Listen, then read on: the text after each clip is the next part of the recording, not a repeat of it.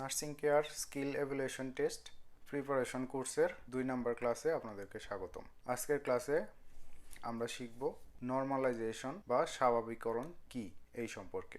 এটা টেক্সট বুকের 12 নম্বর পেজে আছে।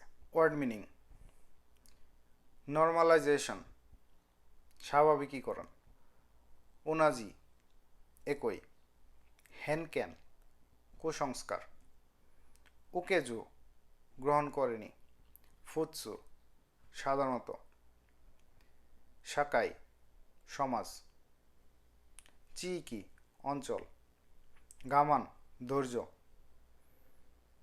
কেইজুকু ধারাবাহিকতা। তো আজকে আমি কথা বলবো নর্মালাইজেশন বা স্বাভাবিকীকরণ সম্পর্কে। এটি মেইন বইয়ের 12 নম্বর পেজে আছে। নর্মালাইজেশন হলো যাদের মানসিক প্রতিবন্ধকতা আছে এবং যাদের মানসিক প্রতিবন্ধকতা নাই, মানে একজন মানসিক প্রতিবন্ধী মানুষ এবং একজন সুস্থ মানুষ যেন সমাজে একই মর্যাদা পায়, একই রকম সুযোগ সুবিধা পায়, সেই রকম একটা সমাজ ব্যবস্থার কথা বলা হয়েছে। কারণ প্রথমে যেটা আছে নর্মালাইজেশন তোয়া সৌগাইগা নাই হিততো উনাজি ইয়োনি হেনকেন ও উকেজু জিনকেন গা মামুরারে ফুৎসুনি সেইকাৎসু দেকিরু তয়ু খানগায়ে কাতাদেস। এটা মানে হলো যে যাদের সৌগাই মানে প্রতিবন্ধকতা আছে এবং যাদের প্রতিবন্ধকতা নেই তারা যেন একই রকমভাবে কুসংস্কার মুক্ত হয়ে একজন মানুষ হিসাবে স্বাভাবিকভাবে জীবনযাপন করতে পারে।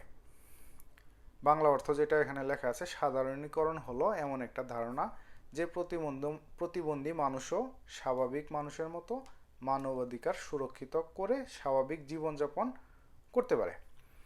তো সেকেন্ড, সাকাইয়া চিকিনো নাকাদে সুনহিত রাশিকু গামান সুরুকতো নাকু ফুৎসোনো সেইকাৎসু সুজুকেরুকতো দেশ। এটা মানে হলো যে সমাজের মধ্যে ধৈর্য ধারণ না করে স্বাভাবিক জীবনযাপন চালিয়ে যাওয়া। এখন আমি এই দুটোকেই একসাথে করে একটা বিশ্লেষণ করার চেষ্টা করব। নর্মালাইজেশনটা সমাজে যারা প্রতিবন্ধী, মানে যাদের মানসিক সমস্যা আছে, মানে মেন্টালভাবে যারা স্টেবল না, তাদের এই প্রবলেমের জন্য সমাজে যেন তাদের মর্যাদা ক্ষুণ্ণ না হয়। তারাও একজন মানুষ, তারাও মানুষ হিসাবে সমাজে সম্মান পাবে এবং 8-10 জন স্বাভাবিক মানুষের মতো সব কাজে অংশগ্রহণ করার যোগ্যতা রাখবে। এটাই হলো এই নর্মালাইজেশনের ধারণা, মানে সমাজ থেকে কুসংস্কার দূর করা। যদি কোনো মানুষ সমাজে কোনো একটা কাজ করতে যায় তাহলে সে সেই কাজটা করতে পারছে, শুধুমাত্র যাদের মানসিক সমস্যা আছে তারা করতে পারবে না, এটা হবে না, দুইজনেই করতে পারবে। এখন যার মানসিক সমস্যা আছে সে যদি করতে না পারে তাহলে করবে না, কিন্তু করতে চাইলে যেন করতে পারে সেই সুবিধাটা দিতে হবে। সমাজ ব্যবস্থাটাকে এরকম রাখতে হবে যে একজন মানসিক রোগীও, মানে মানসিকভাবে বা ক্ষতিগ্রস্ত একজন মানুষও তার স্বাভাবিক জীবনযাপন করতে চায়, যে কাজগুলো করতে চাবে সবগুলো করতে পারবে।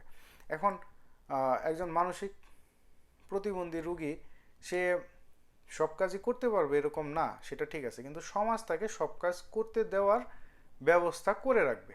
সে না পারলে আরেকজন মানসিক রোগী পারবে। এখন আমাদের সমাজে মানসিক রোগীরা কিন্তু সবাই একরকম না। অনেক আছে যে সে হয়তো বা কথা ঠিকভাবে বলতে পারে না, কিন্তু আর সব কিছু ঠিকভাবে বুঝতেছে, তো সে একটা কাজ করতে পারবে।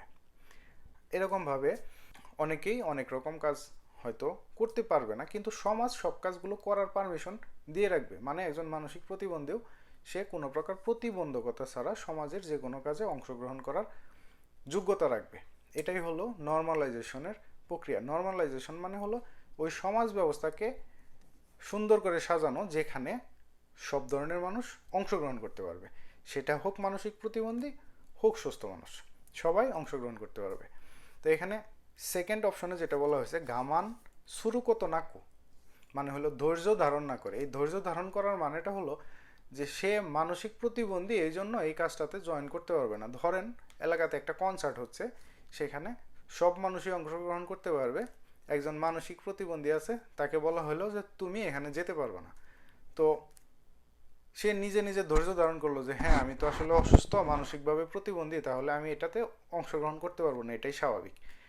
এইটা যেন না হয়, সেও যেন ওই কাজটাতে অংশগ্রহণ করতে পারে, সেই কথাটাই বলা হয়েছে যে ধৈর্য ধারণ না করে স্বাভাবিকভাবে যেন সে জীবনযাপন করতে পারে। এই হলো নর্মালাইজেশনের মেইন ফ্যাক্ট। তো নর্মালাইজেশনের উৎপত্তিটা 1950 সালে নিলস এরিক ব্যাংক মিকেলসন নামের একজন ভদ্রলোক, উনি নর্মালাইজেশনের থিওরিটা প্রথম, মানে নর্মালাইজেশনের ধারণাটা প্রথম উৎপত্তি ঘটান। এবং তারপর অন্য আরেকজন বিজ্ঞানী তার সাথে তার এই ধারণাটাকে আরও বিস্তারিতভাবে বিশ্লেষণ করে 8টা ধারা প্রবর্তন করেন। সেই ধারাগুলোকে স্বাভাবিককরণ নীতি বা জাপানিজে নর্মালাইজেশন গেনসোকু বলা হয়। তো এই ধারাগুলো আমাদের আপাতত মুখস্থ করার দরকার নেই, তবে জ্ঞান বাড়ানোর জন্য এগুলো সম্পর্কে হালকা ধারণা রাখাটা প্রয়োজন বলে আমি মনে করি। এই জন্য আমি এখানে উপস্থাপন করছি।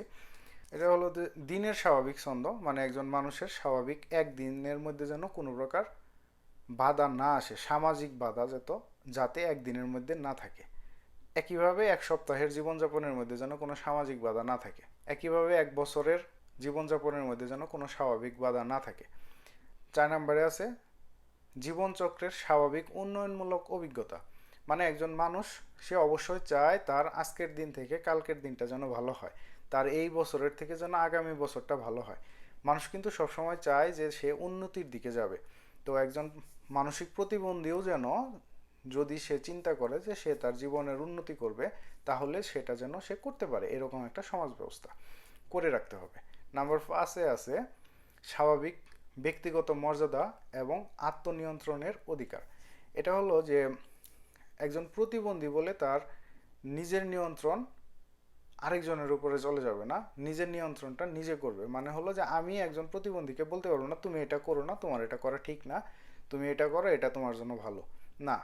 সে তার নিজের ভালো মন্দর বিচার বিশ্লেষণ সে নিজে করবে এবং সে তার নিজেকে নিজে নিয়ন্ত্রণ করবে। মানে নিজের নিয়ন্ত্রণটা আরেকজনের হাতে ছেড়ে দিবে না। মানে যদি এরকম হয় যে আমার ছোট ভাই বা আমার বড় ভাই বা আমার পরিচিত কেউ একজন অসুস্থ, সে মানসিকভাবে প্রতিবন্ধী, আমি তাকে কোনো কাজে বাধা দিতে পারবো না যে না তুমি এটা করো না, তোমার এটা করা উচিত না, তুমি আমার সাথে আইসো না, তোমার এখানে যাওয়া উচিত না, এই ধরনের নিষেধগুলো আমি দিতে পারবো না বা আদেশও আমি দিতে পারবো না। সে তার নিজের ভালো মন্দ নিজে যদি ঠিক করতে চায় তাহলে সে সেটা করতে পারবে। যদি সে নিতান্ত না পারে, সে যদি আমার উপর নির্ভরশীল হয়, তখন আমি তাকে করে দিতে পারবো, কিন্তু সমাজ তাকে এই আদেশ নিষেধগুলো করবে না। সমাজ তাকে বলতে পারবে না যে তুমি প্রতিবন্ধী এই জন্য এই কাজগুলো তোমার করা উচিত না, তুমি করো না। সমাজ তাকে এই কথাগুলো বলতে পারবে না। এরকম একটা সমাজ ব্যবস্থাকেই নর্মালাইজেশনের সমাজ ব্যবস্থা বলা হয়। নাম্বার 6, স্বাভাবিক যৌন সম্পর্ক।